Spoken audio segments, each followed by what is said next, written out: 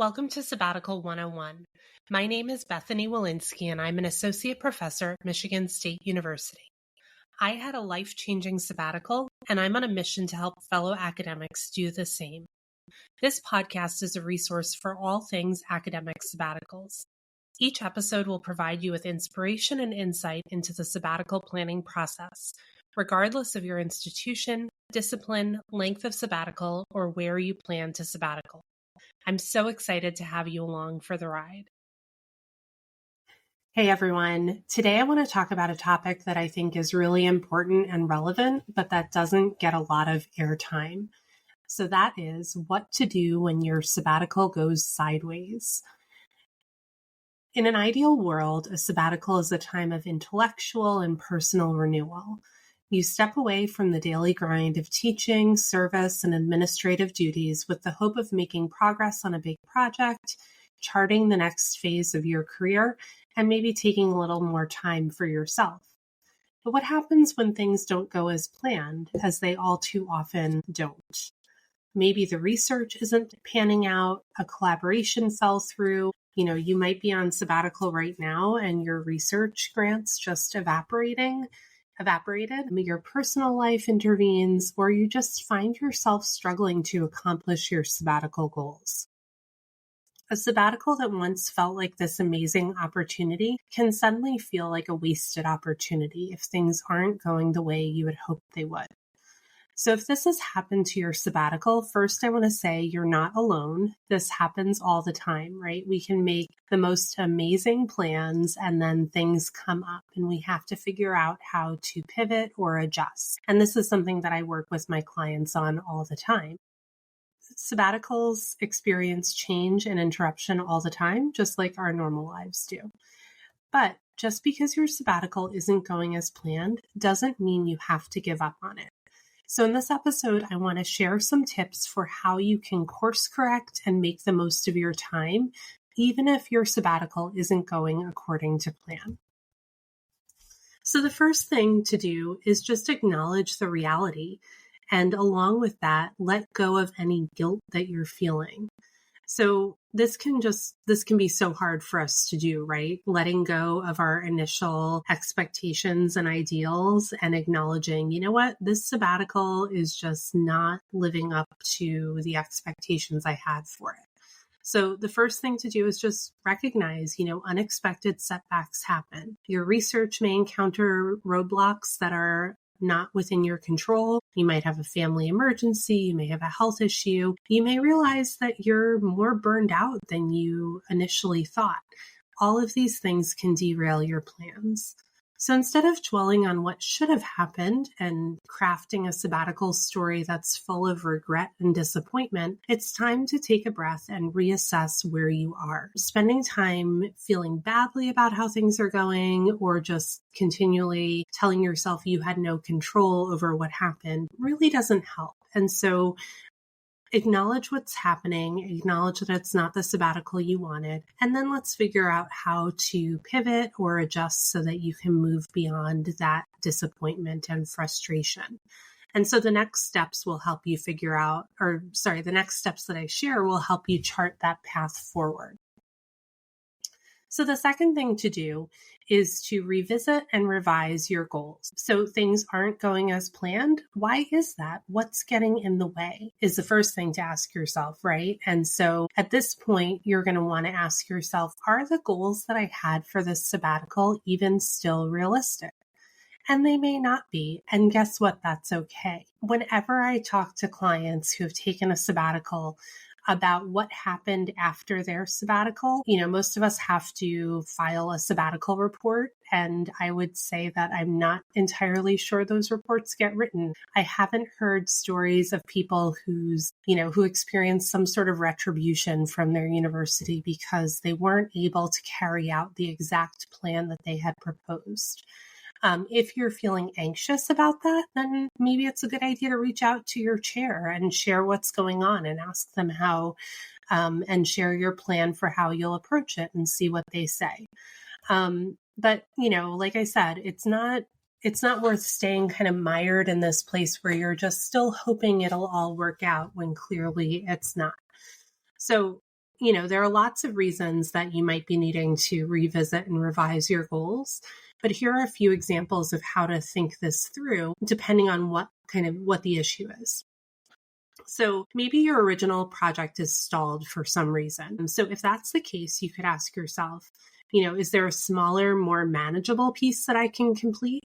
So maybe your goal was to write an entire book during your sabbatical and you were doing archival research, but you didn't get access to the archives until midway through your sabbatical. And so now it's going to be really hard to write that entire book, right? So is there a smaller piece that you can set as your new goal so that you don't feel like you're constantly chasing after something that's just not realistic anymore? If your project is just kind of dead in the water, if you're not making progress on it at all for whatever reason, including, maybe you've been affected by the what's going on in the federal government right now in February 2025, you might need to ask, can you pivot to a different project or a different aspect of the research? Is there something else, another part of it that you do have control over that you can move along? Another possibility might be that you are making progress on some of your projects, but your to-do list is just way too long and you're starting to get anxious that you're never going to finish all the things you set out to do on your sabbatical. And again, this is just so normal because I think when we look at a period of time like a sabbatical, it's easy to say, I have, a whole semester with nothing on the calendar. I'll get so much done. And it's really easy to be overly optimistic about what you'll accomplish. And I'm not saying you're not highly productive and highly motivated, but again, life gets in the way, or maybe you wanted to not work at the exact same pace that you typically do when you're not on sabbatical. And so you're just not getting as much done. And you're looking at that to-do list saying, there's no way I'll submit those, 5 more articles in the next 2 months before my sabbatical ends. So if you realize that you're overcommitted, it's a great idea to pare down that list. So again, you don't have it hanging over your head. So what I would ask yourself is, what can I take off my plate right now? And another version of that might be, if I look at all these projects, are there projects I can either pause, eliminate entirely, or hand off to someone else? Another question you might ask yourself is you could look at your to-do list and say, which project on my to-do list is currently most aligned with my professional goals? And start there and maybe limit your sabbatical goals to moving that project forward, right? So that what you're working on is really aligned with where you're going and you're potentially pausing, handing off, or maybe getting rid of entirely projects that are just not serving your current or aligned with your current professional goals.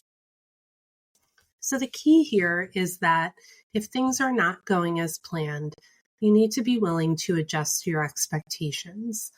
It's much better to adjust your expectations and do a little bit less or do something different than what you originally planned for your sabbatical than to feel this constant guilt, overwhelm, and regret as you move through the rest of your sabbatical.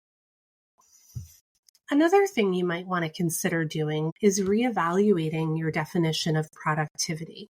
So many of us plan to use our sabbatical time to get a lot of writing done. And again, this kind of goes hand in hand with what I said with the last tip, that we often overestimate what we can get done, right? So if you're not doing as much writing as you'd hoped, you might want to focus on engaging in other scholarly activities or reminding yourself that these scholarly activities also count as being productive, right? And so part of what we might be doing on a sabbatical is establishing new research directions and collaborations, or acquainting ourselves with literature that we haven't had time to read.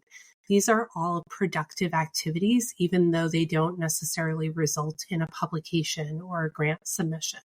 So you might build in time in your sabbatical to read widely in your field and beyond, to network with colleagues at conferences, to work on some aspect of your professional development, like learning a new method, tool, or theory, or do some writing that's not just scholarly writing. So writing an op-ed, a policy paper, or a blog post related to your research. So again, being productive doesn't always mean churning out a finished book or article. Identifying a new research direction or forming a new research collaboration can be just as valuable. And I would encourage you that if you're struggling with a lot of guilt and overwhelm around your writing goals, that you remind yourself that there are lots of things that contribute to your scholarly productivity that extend far beyond submitting journal articles. The fourth thing that you will want to do if your sabbatical is going sideways, and particularly if you haven't done it yet, is prioritize your rest and well-being. And this may have been, this probably should have been the first thing that I talked about, because sabbaticals are not just about work. They're not just about what you can do for your institution or for your career. Sabbaticals are also about renewal. And so if your level of stress, exhaustion, and burnout is so high that you can't do the things you wanted to do during sabbatical, I would encourage you to give yourself permission to step back. That could be for a couple days, for a couple weeks, or for a month. Just maybe stop working altogether for a little bit. Give yourself time to recover. You are going to be so much more effective and be able to make such a higher contribution to your field, to your institution, to your students, if you come back from your sabbatical well rested, having overcome burnout and ready for what's next in your career, even if that means you didn't accomplish all the things you wrote down in your sabbatical application. So if you are at a point where things have gone sideways because there are overwhelming circumstances in your personal life, or you realized you didn't know how tired you were until you kind of took your foot off the gas and started easing into your sabbatical, then I would really encourage you to take some time for serious rest before you even do any of the things that I already mentioned.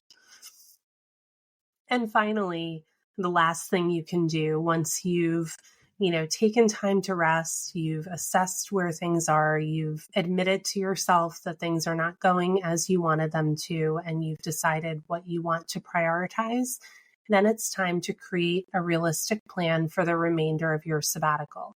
And again, this plan is probably going to look very different from the one that you submitted in your sabbatical application, and that's okay.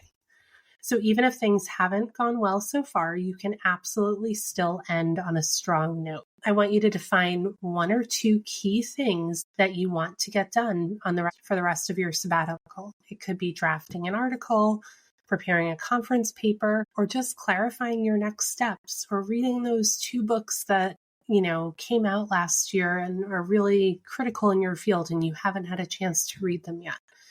Identify 1 or 2 goals and focus on those for the rest of your sabbatical. It can be really frustrating when your sabbatical gets off track.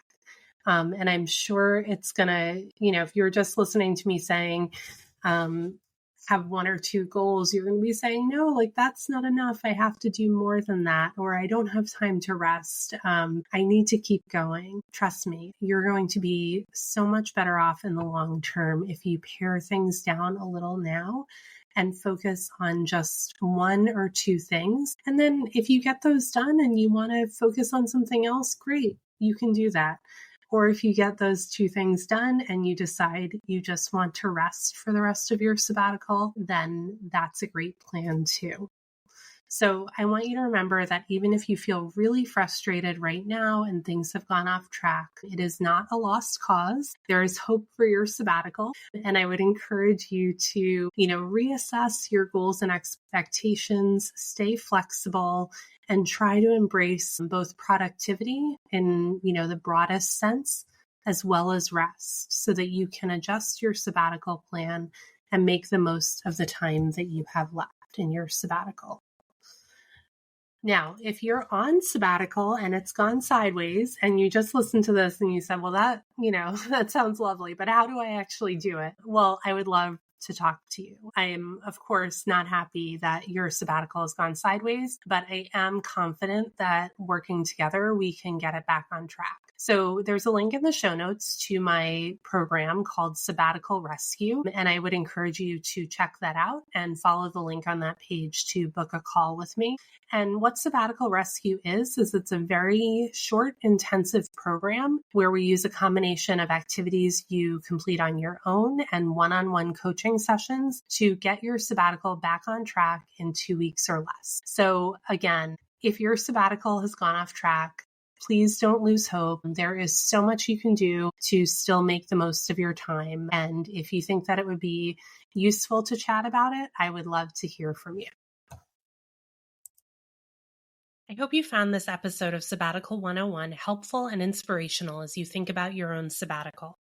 If you want to read more about sabbaticals or get even more support for planning your own life-changing sabbatical, head over to my website, www.bethanywolinsky.com, to read my blog and for more information about my sabbatical coaching program.